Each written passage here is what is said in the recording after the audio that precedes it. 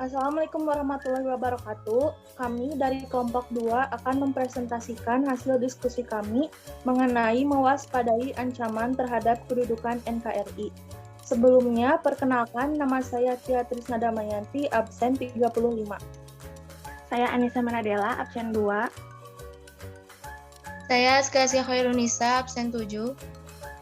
Saya Hanina Zikriya, absen 3.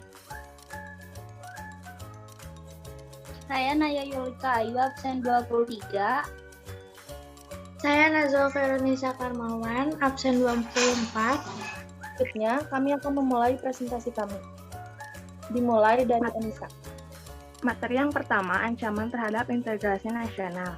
Ancaman adalah setiap upaya, pekerjaan, dan tindakan baik dari dalam maupun luar negeri yang dinilai dapat membahayakan kesepakatan, keamanan, kedaulatan, keutuhan wilayah, negara, kerakyatan Republik Indonesia, dan kepentingan nasional.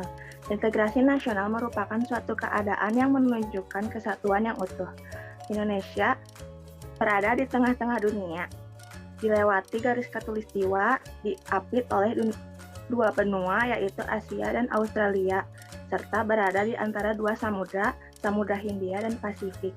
Kondisi tersebut menunjukkan wilayah Indonesia berada pada posisi silang sangat strategis. Dampak posisi silang Indonesia. Positifnya, berperan dalam kemajuan bangsa, memperkokoh keberadaan Indonesia. Negatifnya, menjadikan Indonesia sebagai negara yang tidak terbebas dari ancaman yang dapat memecah belah bangsa. Ancaman potensi merusak integrasi nasional meliputi dua hal. Dua hal tersebut adalah ancaman militer dan ancaman non-militer. Yang pertama, ancaman militer berkaitan dengan ancaman di bidang pertahanan dan keamanan. Ancaman militer merupakan bentuk ancaman dengan menggunakan kekuatan bersenjata dan terorganisir. Bentuk ancaman ini dinilai mempunyai kemampuan yang berbahaya bagi kedaulatan negara, keutuhan wilayah, dan keselamatan bangsa. Ancaman militer meliputi agresi, pelanggaran wilayah, pemberontakan bersenjata, sabotase, spionase, aksi teror bersenjata, dan ancaman keamanan laut dan udara.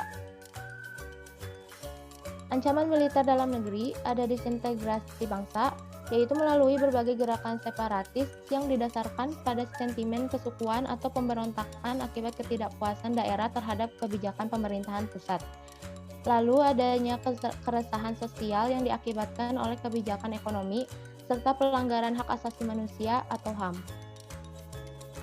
Yang terakhir, ancaman militer luar negeri, yaitu pelanggaran terkait batas negara yang dilakukan oleh negara lain, adanya pemberontakan senjata yang dilakukan oleh negara lain, dan aksi teror dari terorisme internasional. Selanjutnya, yang kedua adalah ancaman non-militer Pancasila. Ancaman non-militer Pancasila merupakan ideologi yang dianut oleh Indonesia. Salah satu ancamannya itu sering terjadi serangan berupa ideologi. Misalnya, ancaman di bidang pemberontakan atau kudeta seperti G30 SPKI, yaitu upaya mengubah ideologi Pancasila menjadi komunisme. Kemudian, ancaman di bidang politik. Ancaman di bidang politik dapat bersumber dari luar negeri maupun dalam negeri. Dari luar negeri, ancaman di bidang politik dilakukan oleh suatu negara dengan melakukan tekanan politik terhadap Indonesia. Sedangkan intimidasi, provokasi, atau blokade politik merupakan bentuk ancaman non-militer berdimensi politik yang seringkali digunakan oleh pihak-pihak lain untuk menekan negara lain.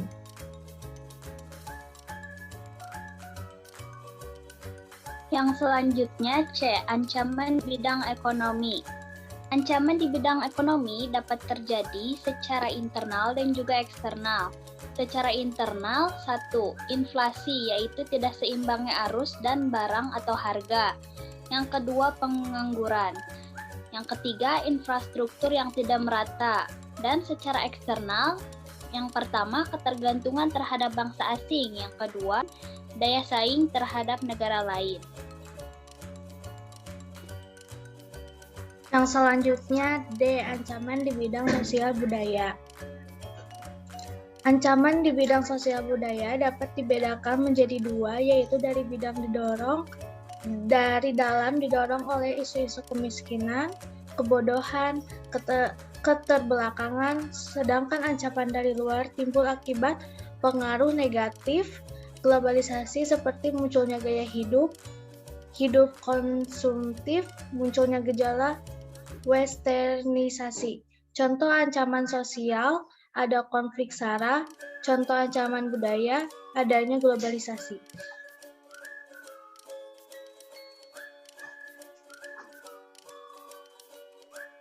Yang terakhir, ancaman pertahanan dan keamanan.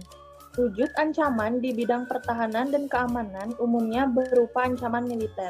Ancaman militer merupakan ancaman yang menggunakan kekuatan bersenjata, dapat berupa agresi atau invasi. Materi yang kedua, strategi mengatasi berbagai ancaman terhadap hipoleksis Budankam dalam membangun integrasi nasional.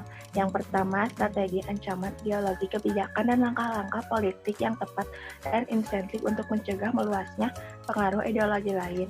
Yang kedua, strategi ancaman politik, pembangunan dan penataan sistem politik dalam negeri yang sehat dan dinamis. Dinamisi strategi dan upaya diplomatik melalui peningkatan peran instrumen politik luar negeri dalam membangun kerjasama dan saling percaya dengan negara lain.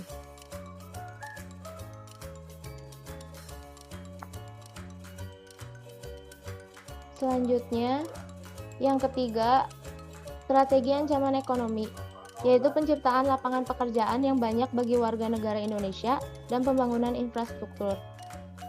Yang keempat, strategi ancaman sosial budaya memelihara keseimbangan dan keselarasan fundamental.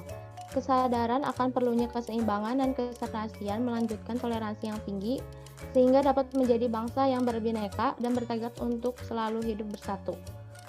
Yang terakhir, strategi ancaman pertahanan dan keamanan menempatkan TNI sebagai komponen utama. Kesimpulan. Jadi, integrasi nasional adalah usaha dan proses mempersatukan perbedaan-perbedaan yang ada pada suatu negara, sehingga tercipta keserasian dan keselarasan secara nasional. Ancaman yang berpotensi merusak integrasi nasional meliputi dua hal, yaitu ancaman militer dan ancaman non-militer. Nah, karena posisi silam Indonesia merupakan sebuah potensi sekaligus ancaman bagi integrasi nasional bangsa Indonesia, maka kita perlu membuat strategi mengatasi berbagai ancaman tersebut. Misalnya, membuat strategi di bidang pertahanan dan keamanan dengan adanya Sishanukamarata yang merupakan upaya dari Indonesia untuk menjaga pertahanan dan keamanan di negara dan mengatasi ancaman di bidang pertahanan dan keamanan. Selanjutnya, kami akan memasuki sesi pertanyaan yang dilontarkan oleh kelompok 3. Yang pertama, pertanyaan dari Aulia Rela Melia, absen 5, kelas 11 MIPA 7. Izin mengajukan pertanyaan, menurut kalian, apakah Indonesia pada masa yang akan datang, ancaman berupa pengangguran akan terus meningkat atau sebaliknya?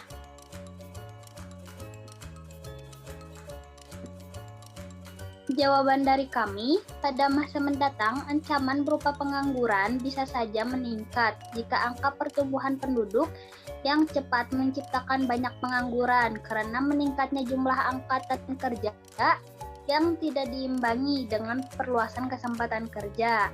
Namun, jika kita bisa mengatasinya, maka di masa yang akan datang, ancaman pengangguran bisa menurun. Misalnya dengan membuka lapangan pekerjaan berskala besar bagi khusus warga negara Indonesia.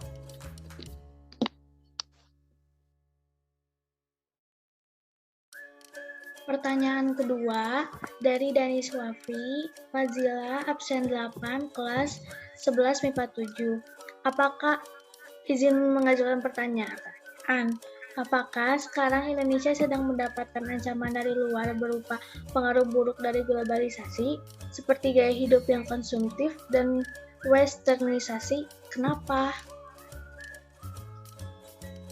Penyebab ancaman terhadap integrasi sosial budaya dari luar adalah pengaruh negatif globalisasi. Munculnya gaya hidup konsumtif. Dampak negatif globalisasi adalah munculnya gaya hidup konsumtif dan selalu mengonsumsi barang-barang dari luar.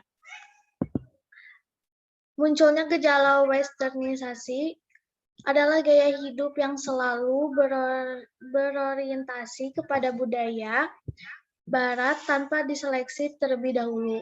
Misalnya, meniru model berpakaian biasa dipakai orang-orang Barat, yang sebenarnya bertentangan dengan nilai dan norma-norma yang berlaku di masyarakat Indonesia.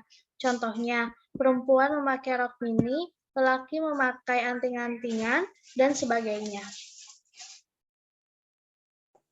Sekian presentasi dari kelompok kami. Mohon maaf jika ada kesalahan kata. Terima kasih. Wassalamualaikum warahmatullahi wabarakatuh.